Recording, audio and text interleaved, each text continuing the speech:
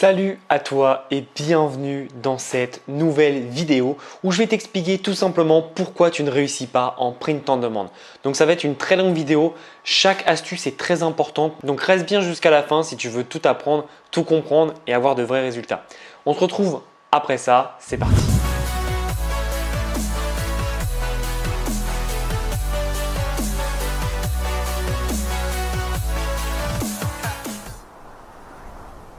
Alors avant toute chose, abonne-toi et like la vidéo parce que tu vas voir, c'est juste magique ce qu'il y aura dedans. On va partir sur le problème numéro 1.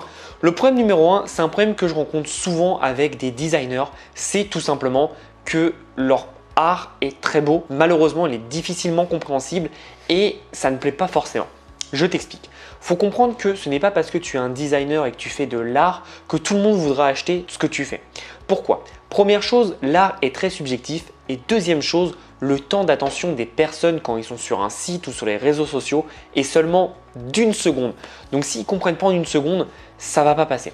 C'est pour ça que je préconise énormément de mettre en avant des textes puisque le texte est très simple, tout le monde sait lire, c'est rapide et on comprend immédiatement pour qui c'est fait. Et après évidemment, si tu es designer, que tu veux pimper ça avec un peu de design, un peu d'art, tu peux le faire, mais je te conseille de faire un design simple, clair, net et précis.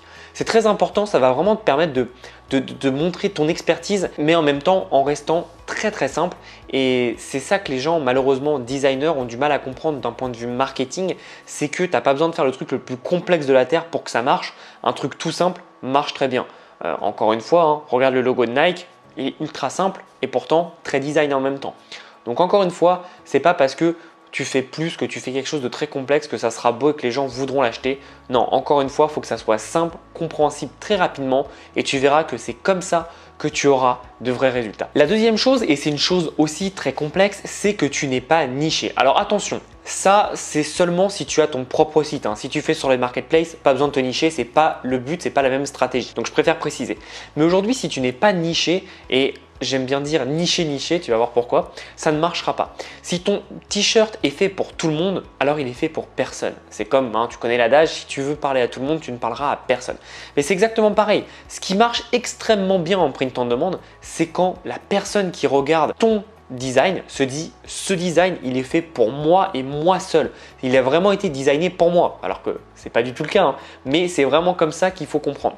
Par exemple, un des très grands exemples, c'est faire I love my pug but I need coffee. Donc j'aime mon pug, le petit chien, c'est le carlin, mais j'ai besoin de café. Donc c'est fait pour qui? Pour tous ceux qui aiment les chiens ou les pugs ou même qui ont des pugs et qui ont besoin d'un café, donc qui aiment le café.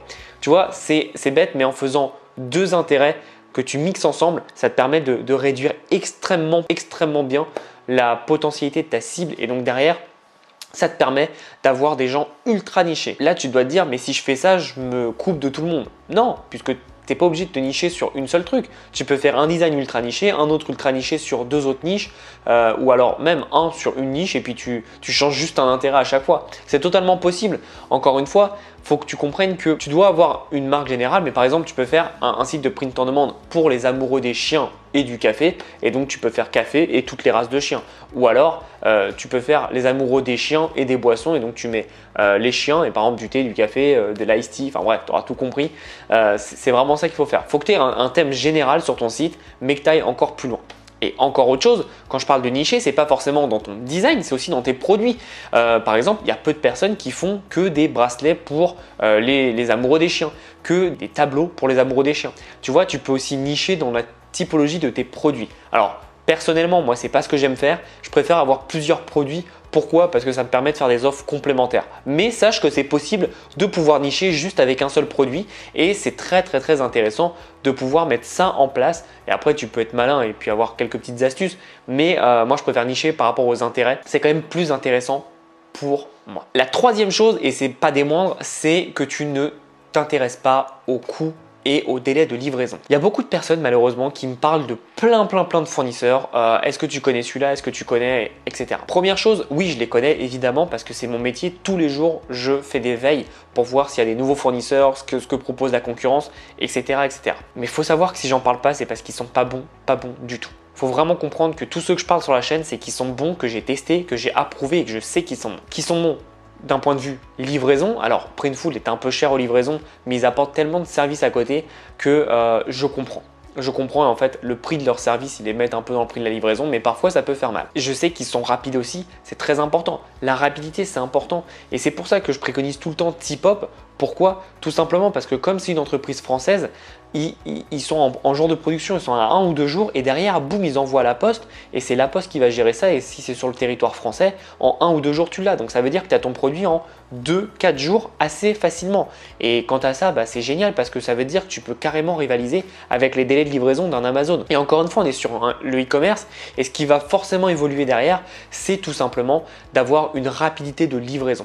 Et pourquoi je te parle de ça? Tout simplement parce que je vois beaucoup de personnes aller avec des fournisseurs américains alors qu'ils livrent en France. Donc ils vont se faire assassiner en frais de livraison et ils vont tout simplement assassiner en délai de livraison. Et là, c'est plus intéressant.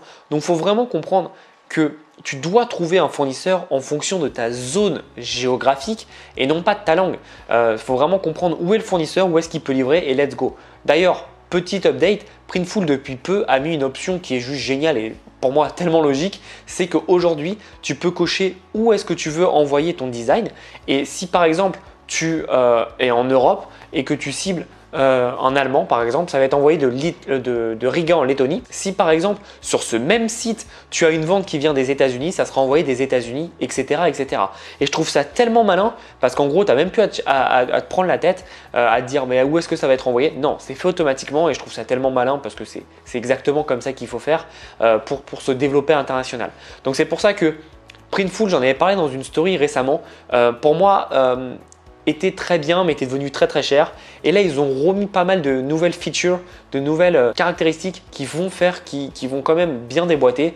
Mais pour tous ceux qui me demandent quel est le meilleur fournisseur de print en demande, pour moi ça bouge pas en termes de prix, de délai de livraison. Pour commencer, T-Pop reste le mieux et T-Pop arrive avec de nouvelles nouveautés, on en reparlera. Mais je suis très content de vous annoncer ça bientôt. Et enfin, la quatrième raison pour laquelle tu ne réussis pas en print en demande, c'est tout simplement que tu n'amènes pas les bonnes personnes sur ton site ou alors que tu n'amènes personne sur ton site. Encore une fois, je te le dis dans cette vidéo et je te le dis dans plein de vidéos, il faut que tu crées une image de marque, il faut que tu crées une image forte qui permettent aux personnes de se rassembler. Si tu fais quelque chose de très banal, les gens n'auront aucun intérêt à venir chez toi.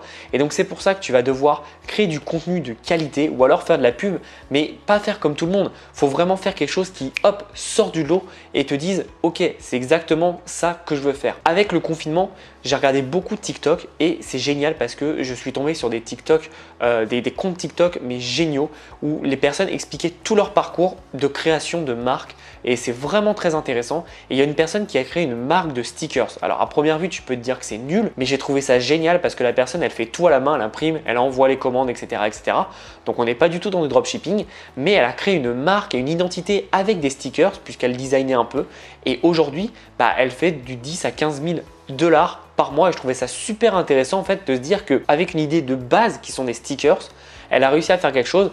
Pourquoi? Tout simplement parce que l'image de sa marque c'est du feel good, c'est-à-dire que c'est des stickers décoratifs, par exemple des petits cactus, des trucs très tendance, mais avec des petits smileys, avec le cactus il sourit, il est content, des petites phrases positives comme passe une bonne journée ou quelqu'un t'aime, etc. Des trucs très très basiques. Alors oui, c'est moche hein, comme je le fais parce que c'est traduit de l'anglais, mais tout ça pour dire que c'est très basique, mais ça apporte quelque chose. C'est pas des stickers lambda, c'est des stickers sur une thématique précise et ça revient à ce que je te disais avec les types de produits. C'est vraiment intéressant en fait de mettre ça en place et de se rendre compte que tu dois avoir une image de marque. Et encore une fois, si tu n'arrives pas à amener du trafic vers chez toi, il y a des places de marché pour ça. Il y a Amazon, il y a Etsy où tu peux commencer à créer ta marque et générer tes premières ventes. Ça peut être intéressant. Après, si tu veux vraiment amener du monde chez toi, tu as deux solutions, allez 3. Tu as le contenu organique, Instagram, Pinterest, Facebook, YouTube, etc., etc.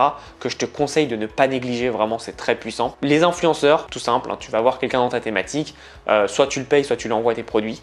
Et la troisième là, qui est là, c'est tout simplement la pub, donc Google, Facebook, et puis après t'en as plein en fonction de la niche que tu veux cibler, hein, mais si tu vas aller sur Pinterest, Pinterest fait de la pub, tu as Snapchat, tu as LinkedIn, etc., etc., etc. Mais c'est vraiment pour te montrer en fait la possibilité de pouvoir avoir du trafic très rapidement. Donc je voulais te faire cette petite vidéo pour te montrer l'importance d'avoir tous ces points et j'espère que tu vas mettre tout ça en place pour avoir de vrais résultats. Donc si tu vas aller plus loin dans la création de marque en print on demand, mais pas que, j'ai un programme qui s'appelle Brand Academy. Tu as le lien dans la description et je vais t'expliquer aussi dans cette formation comment créer une marque de cosmétiques. Donc je sais que beaucoup aimeraient créer une marque de cosmétiques. Là, je vais te donner la possibilité de créer une marque de cosmétiques bio, vegan, bref, tu choisis tout ce que tu veux. Tu vas pouvoir tout simplement modifier le packaging et créer une vraie marque, le tout en print on demand et en dropshipping, donc sans stock chez toi et c'est juste phénoménal. Donc si tu es intéressé, tu as le lien dans la description. Je connais personne qui parle de ça, de créer une marque de cosmétiques et pourtant aujourd'hui la cosmétique c'est un des milieux qui explose le plus en termes de revenus et en termes de dépenses moyennes par utilisateur et entre guillemets utilisatrice. Donc si tu veux aller plus loin, tu as tout ça dans la description. Nous on se voit bientôt dans une prochaine vidéo et en attendant, passe à l'action.